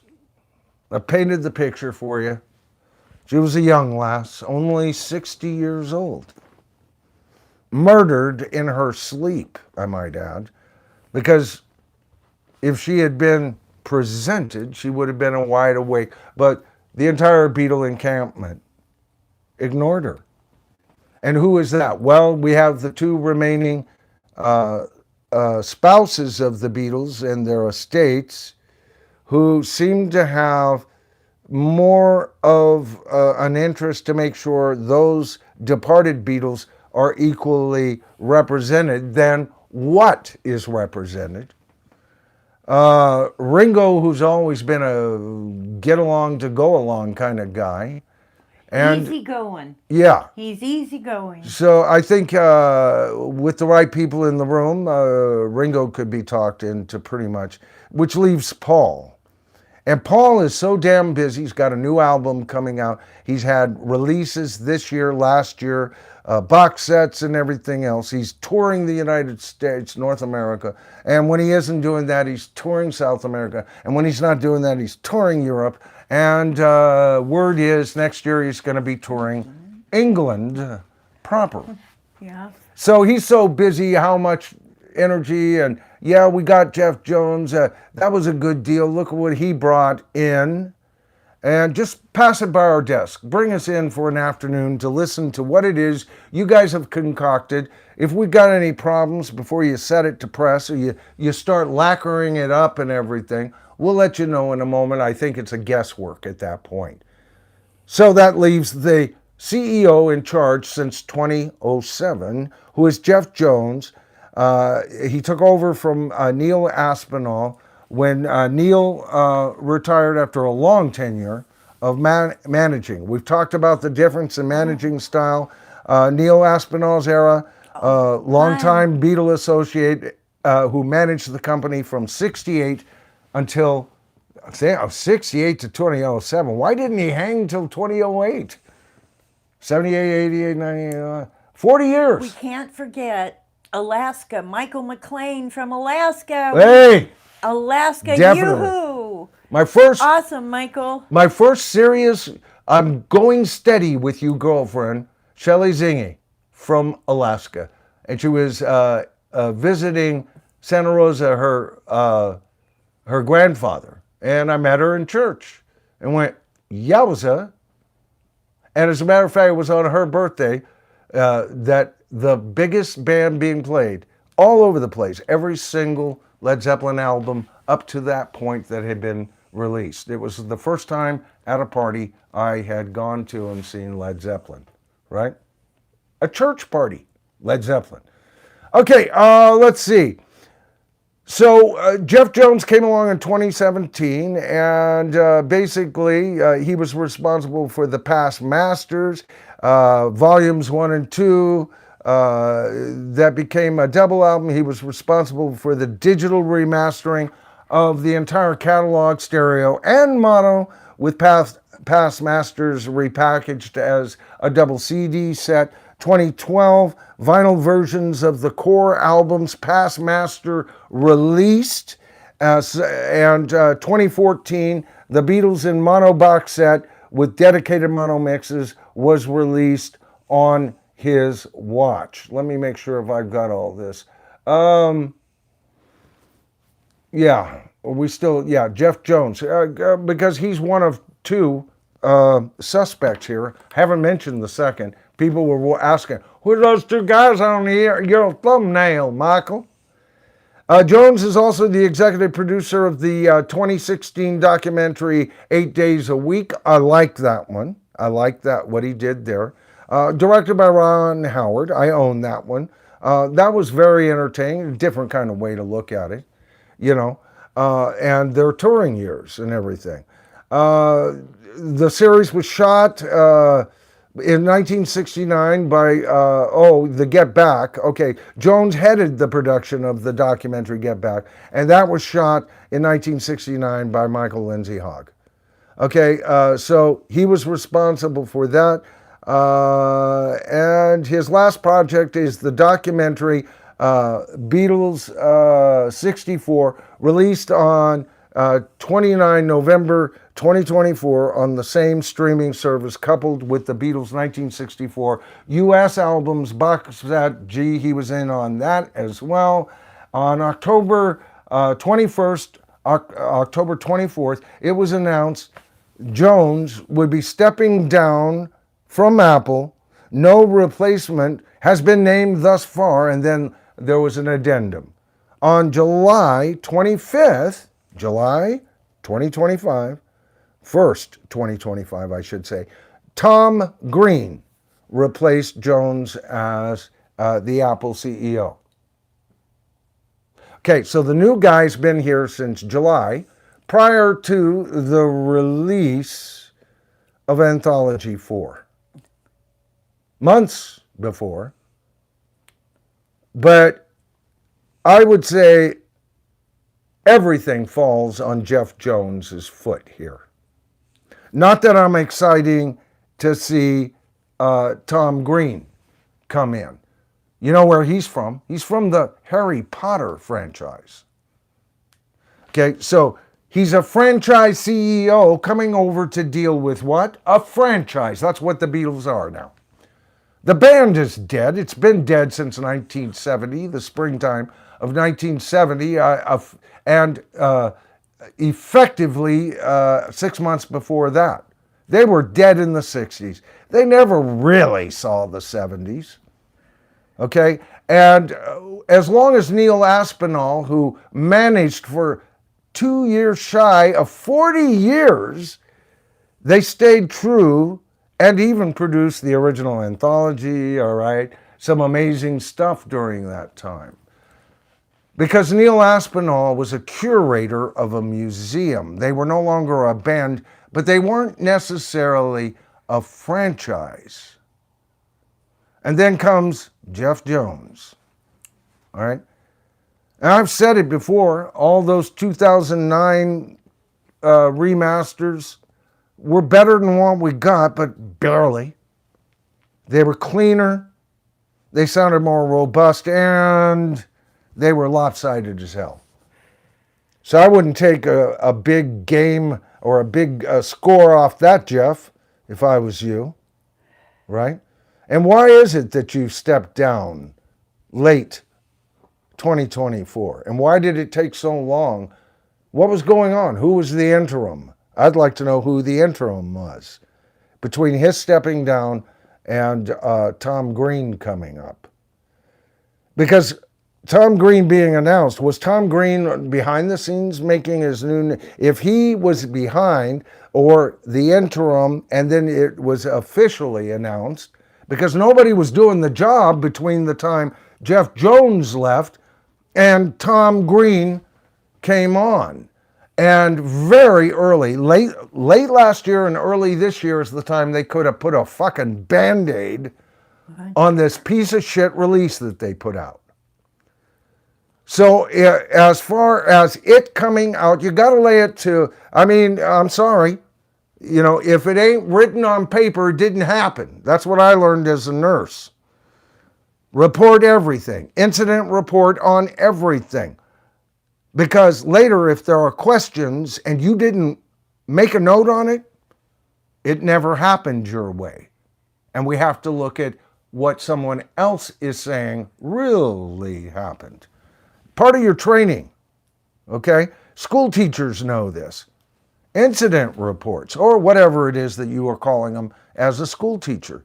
In the medical field, in my time, it was an incident report. Cover your ass. So, with the missing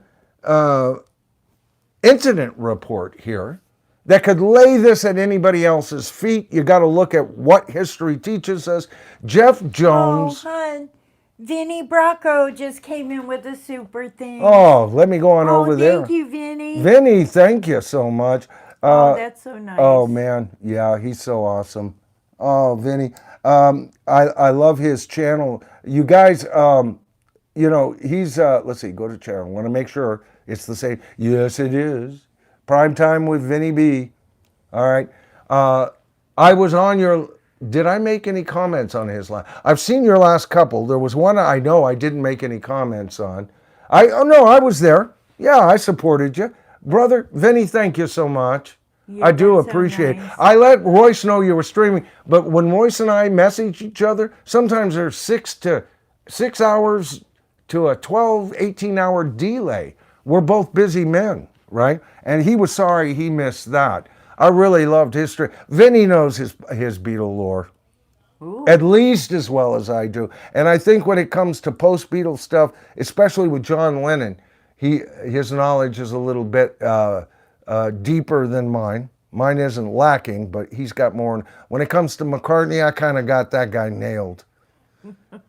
I could practically read Paul McCartney's mind at this point. Yeah. I am his biggest fan. Yeah. Cockadoodle. You are. You are. I am Cockadoodie.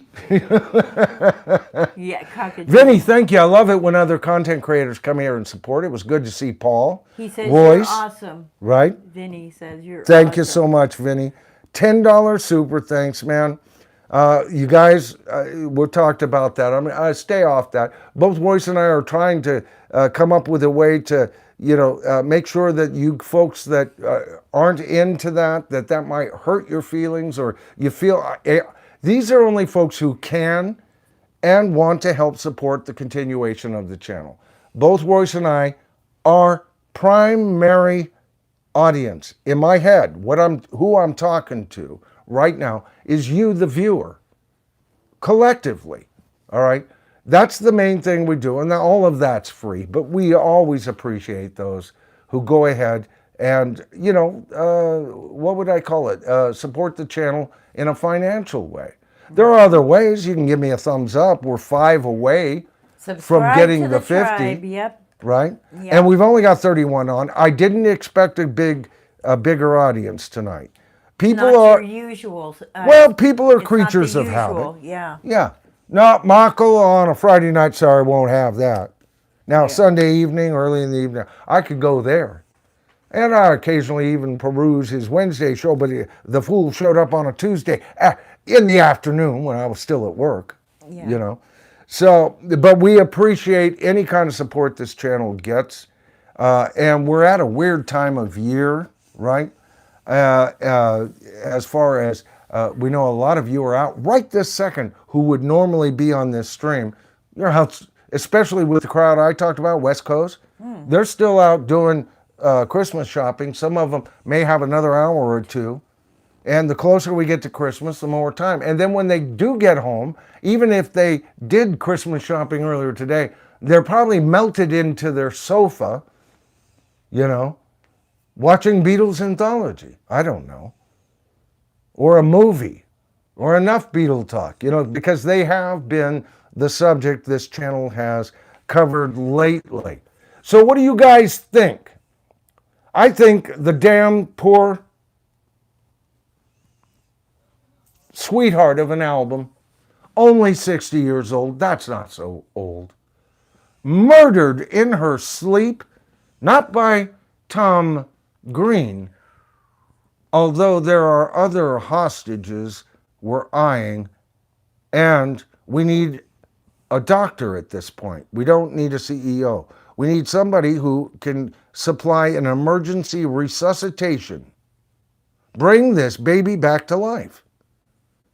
Tom Green, because I don't give a shit what you've done with the Harry Potter franchise. Some of our favorite movies, by the way. But the fact that you're coming from a franchise, and I've been calling this band a franchise all year long. They've gone, and last year, they're dead. Now it's the Beatle franchise. And I don't think Paul and Ringo have much to say about it. What do you guys think about that? Does that make sense to you? No, I'm afraid it's not a TG, but a JJ that put the old girl out of her misery. And I think that Jeff Jones leaving, stepping down, could have very well have been a request because of recent missteps.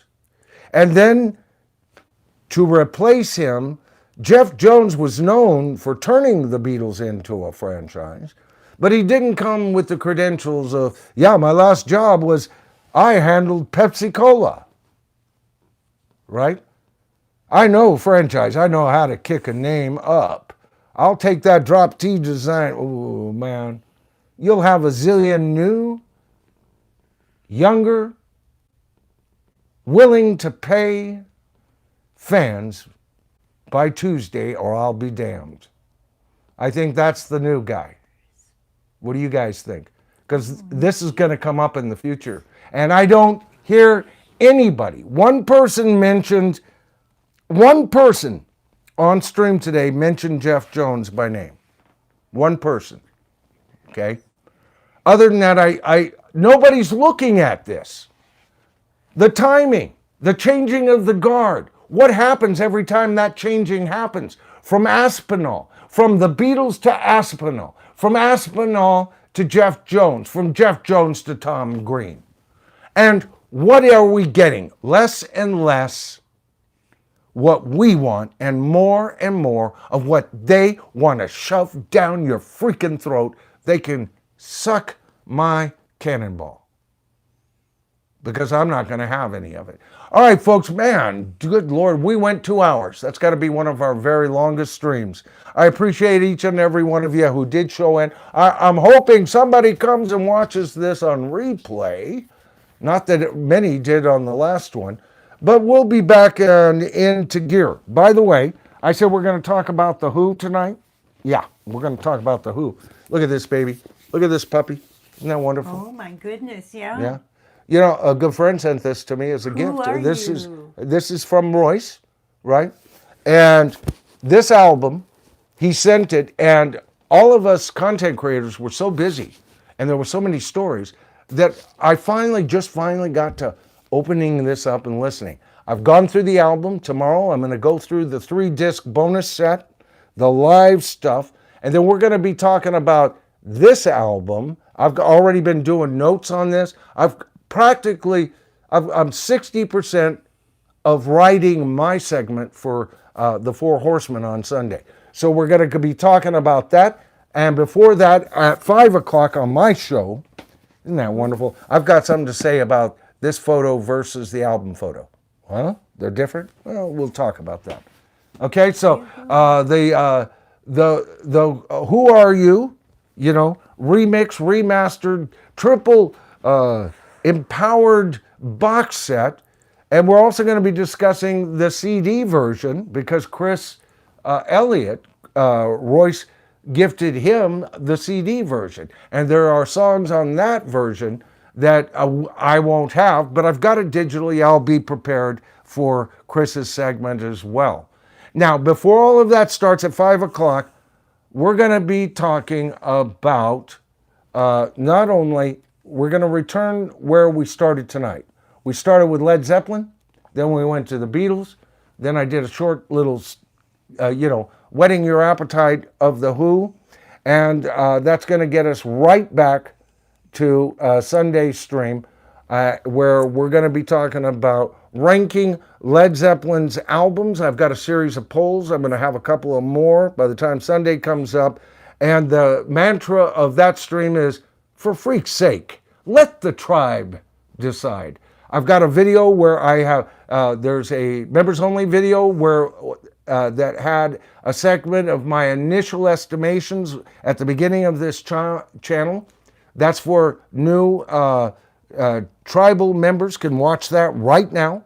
And then my latest video that is a changing of the guard. I do a whole different kind of look at these videos. It's more of which of these videos are the most, these albums by Led Zeppelin are more grand. Okay, so I do that. All right, but these are my rankings, and I've seen so many of your rankings. A lot of you, you know what? It's only got 1,100 views so far.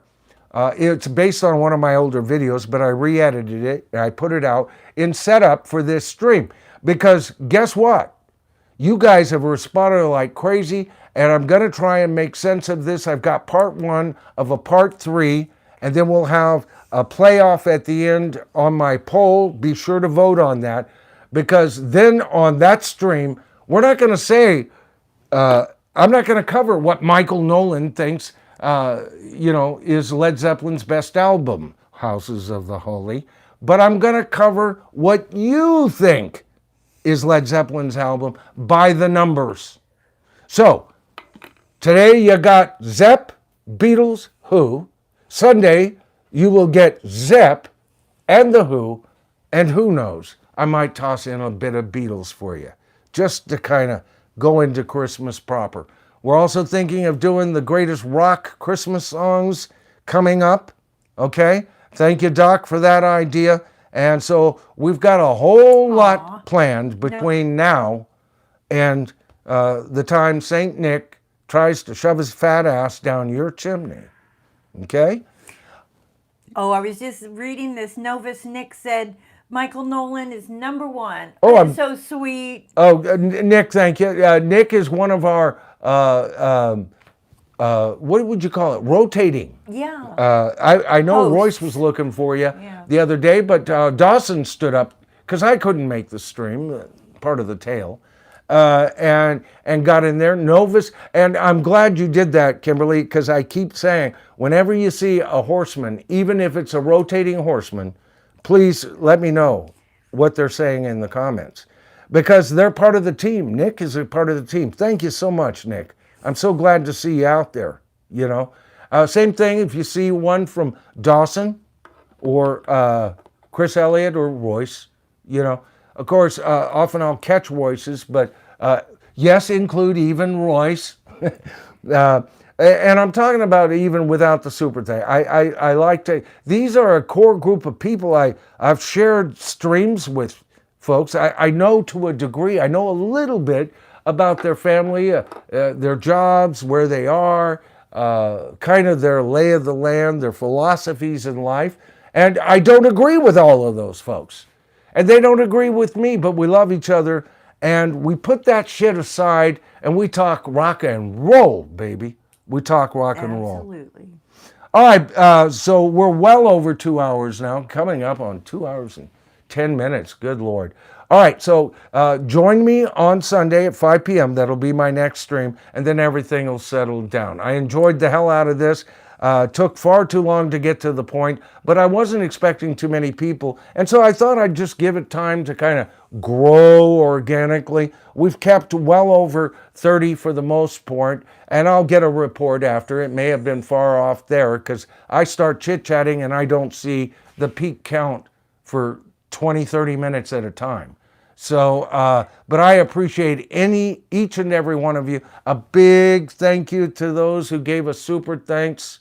All right, you don't know how important that is, but the most important aspect is for me, and I will get shorter and more, especially on nights that I got an hour, or I'm shooting for an hour and a half maximum. We won't take the lackadaisical way I took tonight, okay? But I felt like just being more organic tonight. Didn't have a whole lot of notes. This is all out of my head, what I've been living with in regard to this whole idea. If there's a thing to take from tonight's stream, it's this, folks. Do we want our bands or do we want our brands? Because it's not just with the release of past material or how they're packaging their former great material. It's also who's showing up on stage. Look who was showing up as the Guess Who last year, and look who's going to show up next year. That was a victory. But look who's showing up as Foreigner. Oh my God, I just saw a thing. Yeah, former lead singer. How come I can't think of his name right now? Anyway, is back. He's announcing new dates with him.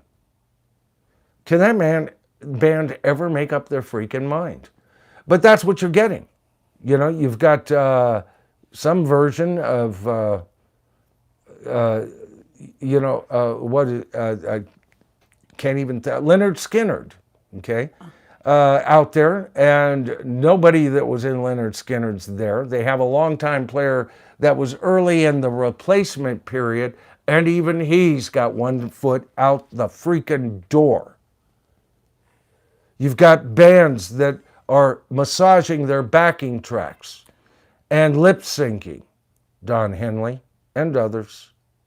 David Coverdale, although David is retiring, I hear. Should have retired 2 or 3 years ago. If you have secret singers and you're lip syncing to some guy backstage going, what? Sorry. Okay? Sometimes you just got to be able to put things to bed. There is an end to everything. This is like an entire rock fan mentality that's in total denial.